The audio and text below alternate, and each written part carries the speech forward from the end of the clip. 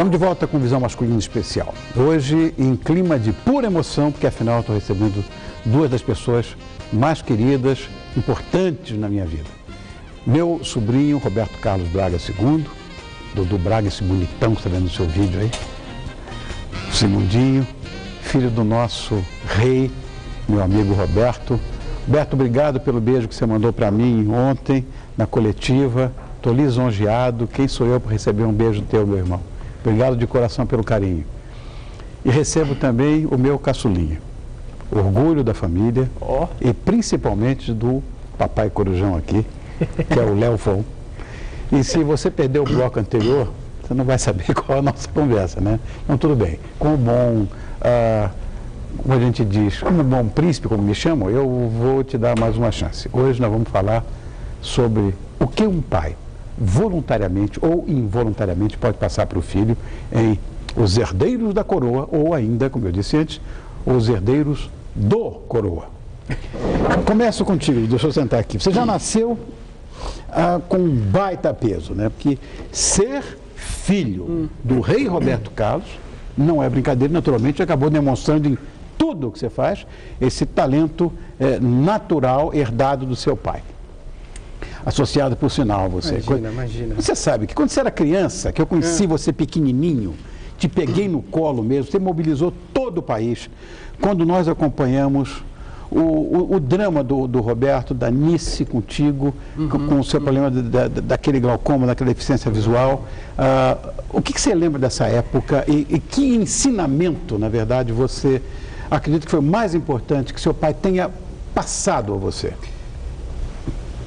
Putz, Rony, essa pergunta, ela pode ser respondida de uma forma muito complexa e muito simples também, eu acho. Né? Porque é só responder. De forma simples, é muito bom ser filho do Roberto Carlos, né? De um cara tão querido, de um cara tão amado. Poxa, como eu não tenho dúvida nenhuma que é muito bom ser seu filho, o Léo está aqui. Não é verdade? Não é, Léo? É muito bom ser filho assim de vocês, né? Poxa, vocês são queridos, vocês são amados. Isso é uma delícia, né? O que a gente recebe de carinho na rua, das pessoas que abordam a gente. Poxa, manda um beijo pro seu pai, eu amo seu pai. Né? Isso é uma delícia. Né? Mas ser filho de celebridade nesse país, não, eu acho que em qualquer outro lugar do mundo, existem também as cobranças, né? Uma delas eu acho que foi muito relevante na minha vida, que chega uma hora na sua vida que você quer ser você mesmo. Você não quer ser mais o filho do Roberto Carlos. Exato. Claro, entre aspas, eu estou falando isso. Não, é claro, né? Claro. E existe essa cobrança porque você é sempre conhecido como filho de fulano, ciclano ou beltrano, né? Exato. E você quer ser conhecido por você mesmo, né? Existe essa busca pela individualidade, né? E outra coisa é a cobrança, né? Para você fazer a mesma coisa que seu pai. Coisa que o Léo fez. Uma cobrança perversa, porque muitas vezes você é melhor do que seu pai em vários tipos de atividades. E as pessoas querem comparar você a um outro tipo de coisa. No show business isso fica mais evidente, né? Mas em todas as áreas em que o pai tem mais destaque, pode ser na medicina, na literatura, na advocacia, sempre que o pai ele tem uma expressão maior, o filho ele já tem a obrigação de ser o pai, né? Como diria o Zé do Caixão, é a continuação do sangue. Mas no fundo é isso mesmo, né? É a continuação do sangue, é a continuação do trabalho, é como se fosse uma projeção daquilo que você imagina que o futuro seja. Eu lembro, eu conheci Sandy Júnior, eu conheci quando eles eram pequenininhos, eles estiveram em casa no Guarujá, e depois eu reencontrei eles mais tarde num programa que passava na MTV, que chamava Barraco MTV, feito pela Astrid. Eles ainda não tinham estourado dessa forma que eles estouraram, né, depois de alguns anos, mas eu lembro assim, que era uma coisa, existia uma coisa meio, entre aspas, pejorativa, assim, sabe? Tipo, começaram porque são filhos do Chitão, é filho do Chororó, e depois se provou que não é nada disso, que eles são absolutamente talentosíssimos, né? Então essa cobrança, inclusive, para que você faça a mesma coisa que seu pai e se iguale, até supere seu pai, isso é complicadíssimo, né? Sem dúvida. Eu confesso que eu nem comecei a tentar isso. Bom, esse outro convidado está aqui, eu conheço muito bem, há exatos 24 anos. Ele é filho do meu terceiro casamento com a minha melhor amiga, minha amiga de infância, que até hoje divide 26 para 27 anos depois, todos os meus espaços e momentos mais intensos e felizes. A Kika, né? Mamãe. Mamãe. Eu vou dizer, é um dos muitos orgulhos do Pai Coruja aqui, esse cara. Pô, na verdade, eu vou ser absolutamente verdadeiro. E ele não vai me deixar mentir. Eu queria que ele tivesse seguido outros rumos, que não o meu. Eu bem que tentei, né? Eu sei. Ele é bacharel em propaganda e marketing. Fez pós-graduação, se especializou, mas não adiantou. Eu juro que eu tentei. O cara decidiu ser músico. Cristo meu. Amém. Pai, não tem jeito, é a continuação do sangue, é a continuação do seu trabalho, por mais diferente, por mais que você tente que isso não vá adiante, é uma coisa natural. Filho de peixe, peixinho é. Mas olha, isso é incontestável, não tem jeito. Esse cara vai estar lançando aqui brevemente o seu mais novo trabalho, que é o seu segundo CD. Isso. E sem que ninguém nos ouça. Papai aqui quer saber por que filho é tão teimoso. Mas eu posso falar isso que pai também. É verdade, né? Por que pai não teimoso, né? De seguir com a corrente, por que está tentando ir contra, né? Aproveita, vai junto. Acredita na gente. Claro. Dudu, o que mais surpreendeu é que você não seguiu os ensinamentos do teu velho, né? Mas também não se tornou sombra dele. Você é um exemplo de trabalho, de bom humor, que eu te conheço intimamente, de superação, um apaixonado, mas não só pela música, pelo rádio, que você realiza tão bem, e para onde você produz o programa, as canções que você fez para mim, já participei, líder de audiência. Graças a Deus. Também acho, Deus tem responsabilidade disso, mas você tem muito talento. Então eu queria que você contasse um pouquinho sobre essa sua paixão radiofônica. Eu adoro rádio, por isso que estou perguntando. Sempre ouvi. Meu pai, sucesso musical em princípio, acho que radiofônico, né? Então as histórias que eu ouvia do meu pai, lá de trás, né, quando ele se mudou, quando ele saiu de Cachoeira e foi para Niterói, e ficava batendo... Fala, Estados Unidos de Niterói, foi lá que eu nasci, viu? Capital secreta do mundo, como eles dizem.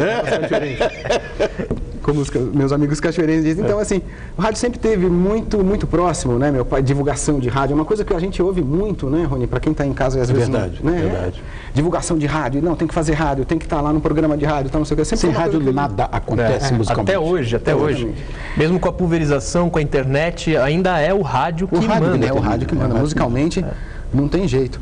Então, assim, eu tentei fugir durante muito tempo disso também, né, dessa história de trabalhar com comunicação. Eu sou um cara tímido, aprendi a ser menos tímido trabalhando com comunicação. Tentei fazer várias coisas na vida, mas aquilo que eu estava fazendo, chega uma hora que não dá. Você tem uma herança musical, né? Eu tive que começar a voltar a tocar bateria, a ter uma banda que eu toco em eventos só beneficentes. E acabei, né, com uma gravadora batendo na rádio nativa, né, com o Neneto, que me deu a oportunidade de trabalhar na frente dos microfones. Pô, cara, isso foi uma descoberta para mim, né? Porque eu sempre fui muito sociável, né? Sempre fui um cara, falo pra caramba, conto piada, mas piadas ruins pra caramba, mas isso não vem ao caso. Então, assim, quando eu vi, tava comandando um programa que hoje está há 12 anos no ar. A gente está em 40 cidades, as canções que você fez para mim, o programa que eu toco, Músicas do Paizão, ajuda bastante. Claro. Porque a gente também não é bobo, né? Estamos até em Portugal, hora pois. É verdade. Na Rádio Popular FM. Foi uma paixão. E assim, é muito legal, porque para quem é deficiente visual, o rádio é um meio de comunicação muito importante para você se informar, né? Claro, né? Poxa, eu tenho grandes ídolos no rádio, né? José Paulo de Andrade, Beto Hora, que está sempre aqui com você, grande amigo. José Paulo de Andrade, você quer me dar uma praça para gravar, acredite se quiser. Sensacional. Você vê. Maria Lídia, que Maria Lídia casa, continua na casa aqui, comentarista aqui no nosso jornal. Sensacional, pessoa inteligentíssima. Agora, eu quero só dar uma sequência na sua história, se você me permitir, mandar um beijo para um amigo meu. Neneto, por que você me abandona tão covardemente, Neneto? Um beijo para você. Encontrei com teu pai outro dia, o Zé Camargo, nós jantamos junto no restaurante aqui em São Paulo. Mando um beijo para você nem liga para mim. Neneto, um beijo. Olha o que você fez aqui, coisa boa, né? Que é esse programa com esse bonitão. Ele, meu querido Paulinho Leme e Ricardo Henrique. Olha aí, todo mundo junto. 3 pessoas que eu devo muito. Bom, O Léo nem era nascido quando eu fazia muito sucesso na música. Por sinal, tanto o título de rei do Roberto, quanto o meu de príncipe, foram dados pela mesma madrinha, né? Ou melhor, pela nossa grande primeira rainha da televisão brasileira, que é a Hebe, né? Agora, você sabe que ser artista não é uma tarefa fácil. Eu tinha meus ídolos, como tenho até hoje, minhas referências, e de certa forma, até por indução, eu devo ter passado para o Léo.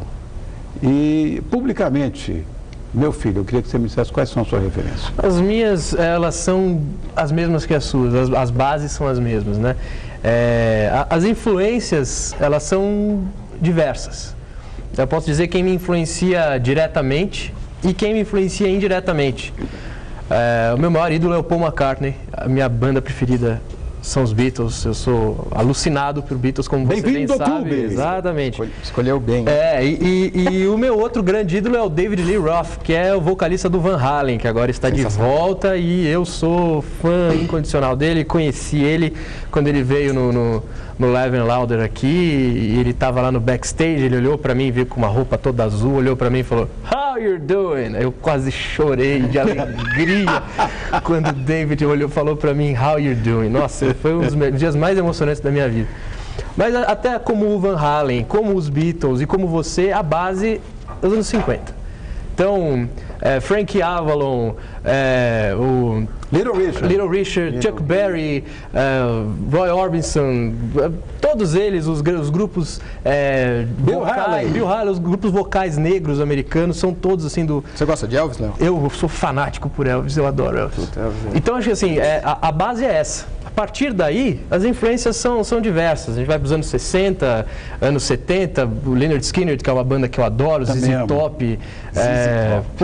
Eu tenho todas essas influências, Rainbow, Black Sabbath, Led Zeppelin, Deep Purple, Pink Floyd, tudo vai, né? Não tem fim. Mas acho que as minhas grandes influências são... Pesadinho ele, hein? Eu sou pesadinho.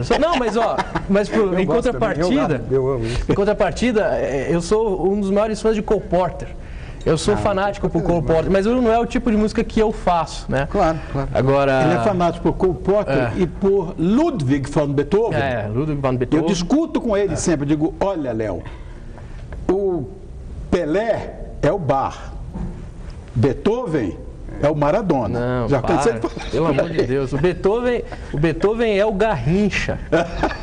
O Beethoven é o Garrincha. O Beethoven, para mim, é o maior dos maiores. Mas, claro, que a música do Beethoven ela é influenciada pelo barroco do Bach, não tenha dúvida. Aquele que quer acabar com o papo, né? Como bom curitiano, para mim, Beethoven é Rivelino, tá? Rivelino foi meu professor. Eu comecei com Rivelino. Sensacional. Dudu, tem uma frase célebre sua publicada várias vezes que eu notei aqui para não dizer bobagem. Você diz o seguinte: é por meio de nossos sentidos que buscamos o verdadeiro sentido da nossa existência. Essa frase foi dita por você, que curiosamente o destino tropeçou em um dos seus sentidos e que não se tornou nenhum obstáculo para você. Graças a Deus. Impedimento é de fato alguma coisa real ou é desculpa do ser humano para não ir à luta? Assim, que é mais difícil né? Não vou fazer drama, mas também não vou dourar pílula pro lado fácil das coisas. Claro que não. É claro que exigiu eu perdi a minha visão com 22 anos, né, Rony? Assim, eu nasci com glaucoma, operei e tal, e depois, aos 22 anos, eu tive um descolamento de retina, que foi aí que realmente eu perdi a visão. Então, assim, é realmente complicado, exigiu uma adaptação. O período de adaptação, inclusive, é o mais difícil, porque várias perguntas, você fica se perguntando como vai ser, as coisas vão acontecer. Mas é possível, sim, cara, né? Você superar tudo isso, né? E não é só por mim. Hoje, graças a Deus, cara, a gente vê milhares de pessoas com deficiência, né? Das mais diversas, né, superando obstáculos. Tá aí as Paralimpíadas, que é uma coisa sensacional, né? O Clodoaldo, eu tenho grandes amigos, meu amigo Márcio, meu amigo Beto, né, meu amigo Leonardo, o Léo, lá do Laramara, pessoas, a Carolzinha, a Magna, são pessoas... Eu era amigo do Vitor. Então, sensacional. Então, assim, não é só o meu exemplo hoje em dia, né? Eu gosto de citar as outras pessoas que estão nessa estrada também, né? Porque é muito importante. É possível, claro, é mais difícil, né? Eu acho que mais do que isso até, com os avanços da ciência, isso é uma coisa que daqui a pouco já vai ser reversível. Por enquanto parece uma coisa assim distante, mas logo mais, acho que com os estudos da célula-tronco a gente vai conseguir a regeneração nervosa dos olhos e do corpo e as células se reorganizam e a esperança existe ainda. Você sabe que eu costumo brincar, Léo, se eu voltar a enxergar, eu vou perder o emprego, né? Eu trabalho com isso. Mas acho que só que tem um exemplo que eu acho muito bom, que é o seguinte, por exemplo, é possível o deficiente visual chegar na padaria do outro lado, né? Só que enquanto uma pessoa vai para essa padaria olhando e pensando no que ela vai fazer, o deficiente visual tem que ir para essa padaria prestando atenção no caminho. Ele chega lá, mas dá um pouquinho mais de trabalho. Mais ou menos assim. Tem uma pergunta agora para os dois que eu queria fazer. O que realmente um pai pode deixar de mais importante para um filho? Não vale dizer que é a conta bancária, pelo amor de Deus, hein? Porque eu já falei para o meu pai, gasta tudo que não tem vocação para herdeiro. O Léo falou a mesma coisa para mim. Eu quero os talheres que a gente usa, eu quero o porta-faca, Art Nouveau, eu quero objetos, material. Você vai derreter toda? Não, de jeito nenhum. São coisas que são de família, de bisavô, trisavô. Eu quero isso, dinheiro eu tenho que trabalhar para conseguir o meu. Você tem que curtir a sua vida.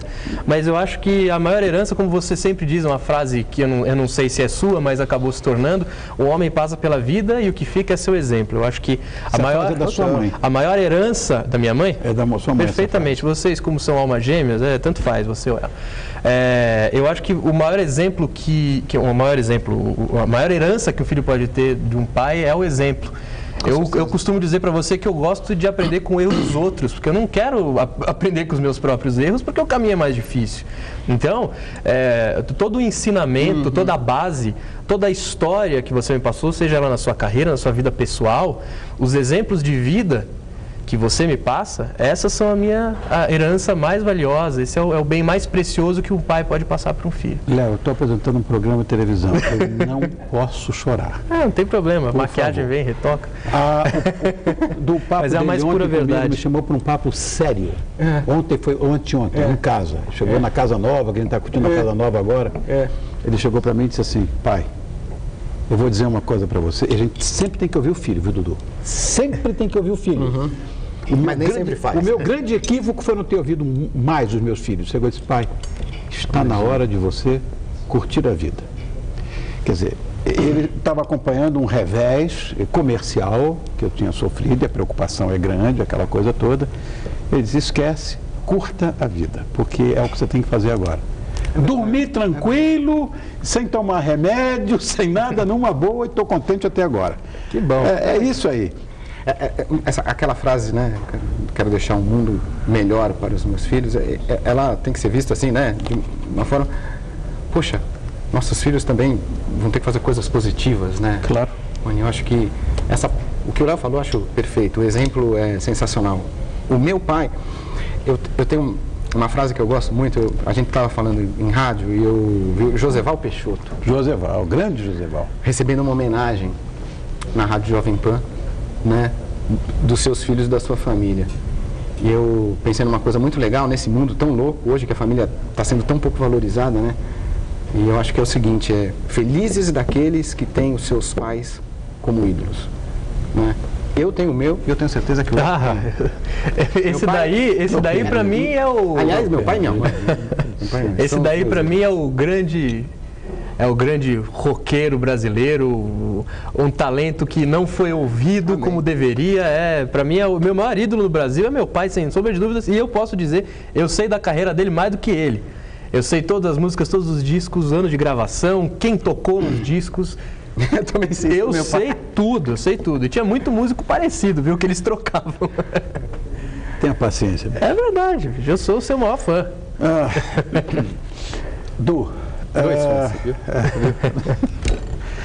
Você também escreve para Tititi, né? Tititi tem uma querida amiga lá, que você sabe disso. Querida Marcinha Pelvezan. Massinha, um beijo, meu amor. Você vê Neneto, gente boa do teu lado, Massinha. Então, Massinha me ajuda bastante também, viu? Mandar um beijão para ela. Manda, aproveita. E você conta sempre as novidades do meio que a gente vive, desse meio artístico. Você publicou algumas na minha visão, das boas lembranças do Roberto. Você pode nos contar as mais bacanas, que tem um monte. Olha, como eu faço um programa, né, falando sobre meu pai, sobre algumas histórias dele. E meu pai, que não falta história, né, Rony? Você sabe de milhões. Sei. Poxa vida, escolher uma é muito difícil. Mas... Posso falar uma?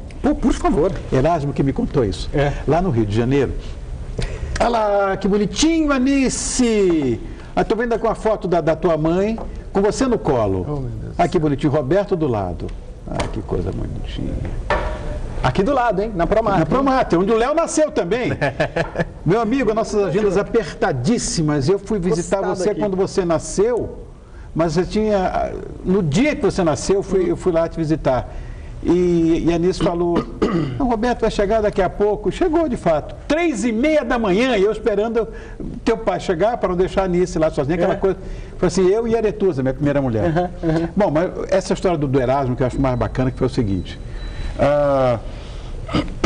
Parei na Contramão, era um grande hit lá no Rio de Janeiro. 1963. 63, Parei na Contramão. Eu nem sonhava em cantar, nem nada.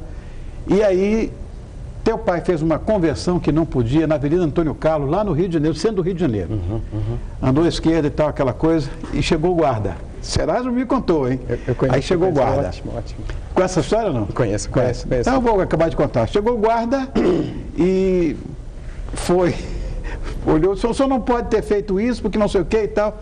Seu guarda, eu sou o Roberto Carlos, da música Parei na Contramão e tal. Disse, eu sei. E eu sou o guarda, porque tinha o guarda na música, né? O guarda pintou. O guarda pintou, eu sou o guarda. Eu achei isso muito legal. Agora conta outra, vai.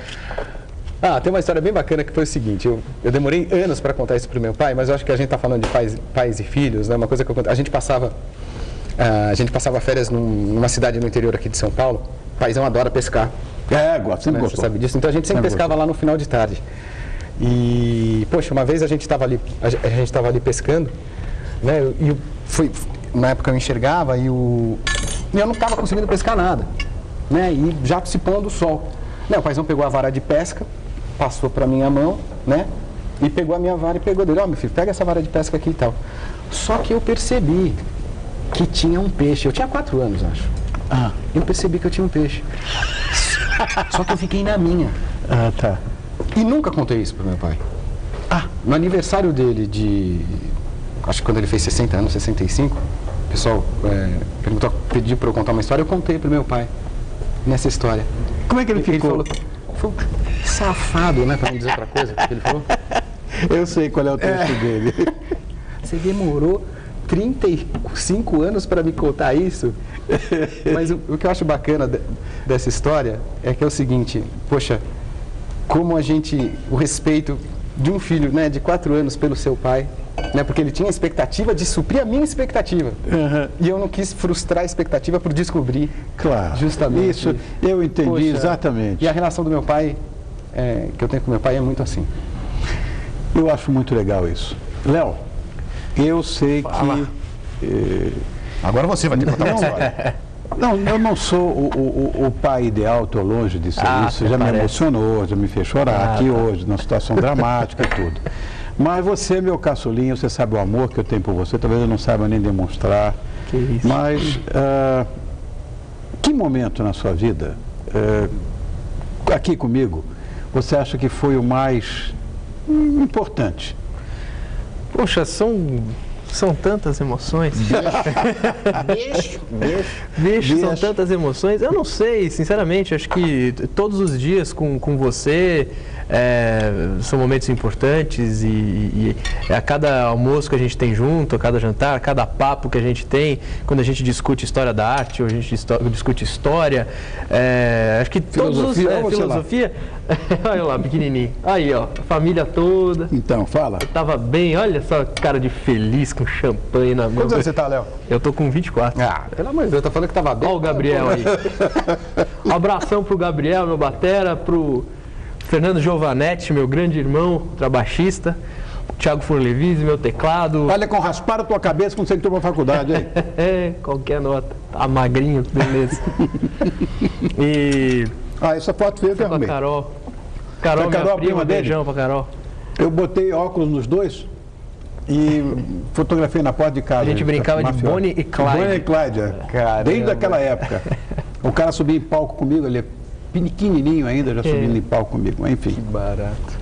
Bom, e continuando, né? Eu acho que o dia que você ouviu uma gravação minha e você disse que eu posso até lutar contra, mas meu filho, você nasceu para isso. Acho que esse dia foi o dia mais importante, foi o dia que você acreditou realmente em mim, o dia que você falou, não tem jeito, vai.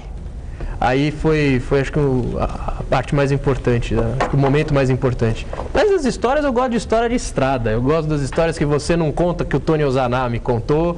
Eu gosto dessas histórias. Né? São inconfessáveis. São inconfessáveis. Histórias roqueiras?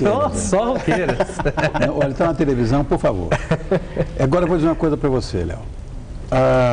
Eu tenho 45 anos de estrada. Já vi todos os filmes. Eu não conheci um cantor jovem melhor que você. Imagina. Nunca na minha vida. Jamais conheci um compositor com a sua idade, com seu brilhantismo. Ou uma pessoa apaixonada, verdadeiramente enciclopédica. Você é uma enciclopédia da música. É só perguntar, sabe tudo. Toca tudo. Eu tenho vergonha de dizer que sou cantor do seu lado, pelo amor de Deus. Você canta. E estava falando e é perfeccionista, porque estava falando para mim ali que precisava melhorar. Eu falei, você está louco? Não, sempre tem que melhorar. Manda pra caramba. Nunca nada tá bom o suficiente que não possa melhorar. Mas tá bom. Fala, Du. Não, essa coisa de querer melhorar é uma coisa que meu pai tem muito. Essa busca pela perfeição é uma coisa muito importante, né? Seguramente, eu acho que isso faz parte é uma coisa que faz parte da alma mesmo. Exatamente. Né? Agora uma perguntinha para os dois. Mesmo tendo um pai como referência, é preciso saber viver? Bom, eu disse uma frase parecida agora. Eu gosto de aprender com o erro dos outros. Uhum. Mas não tem jeito, né? A gente aprende com os nossos erros. É preciso saber viver. É preciso ter jogo de cintura, é preciso apanhar na cara, tomar porta na cara, e pra gente poder crescer, evoluir e entender como o mundo realmente é. Quantas portas na cara você tem tomado e quantos não você está ouvindo? Né? Eu te avisei. Você me avisou. Não, é difícil. Mas... O mundo artístico é complicado. Eu trabalho com produção, né? A gente vê tanta gente boa e é um mundo para poucos, né, Rony? Claro. É um mundo para poucos. Eu acho que ninguém tem que parar de tentar. Isso é uma coisa essencial. Cara, a gente cai, mas a gente sempre pode levantar. Com certeza. Você sabe que eu, humildemente, juntei nosso querido Che Guevara com o Roberto Carlos, né? Para fazer uma frase que eu acho que é assim, porque a vida vai mostrando pra gente, né, Rony, que nem tudo é tão romântico como a gente pensou, mas tão duro como a gente não gostaria, né? Exatamente. E o Che Guevara tinha uma frase que há que endurecer sem perder a ternura. Exatamente. Né? E o paizão escreveu justamente, é preciso saber viver, quem espera que a vida seja feita de ilusão, é melhor ficar maluco ou morrer na solidão, né? Tá vendo? E eu juntei o meu pai, junto com o Che Guevara, modestamente, e eu acho que eu tenho uma frase que eu gosto muito, que a gente tem que perder a ilusão sem perder a esperança.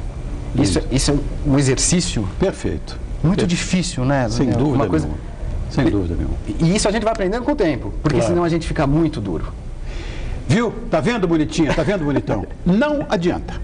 Por mais que nós não queiramos que os nossos filhos sejam nossos espelhos, a vida nos propõe isso. O que é uma dádiva, uma gratificação, sei lá, e talvez a maior das recompensas. Por isso, pense bem nos seus atos, na sua conduta, e não culpe somente o seu filho pelos erros, porque o erro pode ter sido seu. E não saber ensinar, não saber educar. O espelho apenas reflete a sua imagem. A melhor herança que a gente pode deixar para os nossos filhos são como canções, já que o nosso assunto é esse, que nos enchem de felicidade quando escutamos, que nos trazem lembranças, que nos emocionam. Filhos são as nossas extensões, os nossos reflexos, o meio que Deus encontrou para que nós nos tornemos imortais. Obrigado, Léo. Eu vou aí te dar um beijo. Obrigado, eu vou dar um beijo no Dudu também. Obrigado, dar um beijo no sobrinho. Fica aí, querido. Deixa eu levantar. Obrigado. Papai. Não faz chorar, não, hein? Eu amo muito você, papai. Obrigado, filho. Eu que agradeço. Oh, coisa boa. Ganhei meu dia hoje. Obrigado a vocês. Querido Aldo, obrigado mais uma vez. Tem sobremesa e tudo nos esperando lá. Olha que beleza a sobremesa que vem aí. Esse é o Aldo Teixeira, que assina a cozinha do La Terrina, que fica na Rua Capote Valente 500, em Pinheiros. O telefone dele é o 32370717 ou www.laterrina.com.br. Obrigado, Aldo. Obrigado, meu irmão. Tá? É sensacional isso aqui. Sensacional. Vamos jantar, que ninguém é de ferro, e eu quero deixar um beijo para você, minha bonitinha, você também bonitão. E repetir que Dudu, Léo, Aldo, eu, todos nós aqui amamos você. Tô te esperando amanhã, não me deixa na mão. Vê lá, hein? Um beijo. Até amanhã. Pode ser.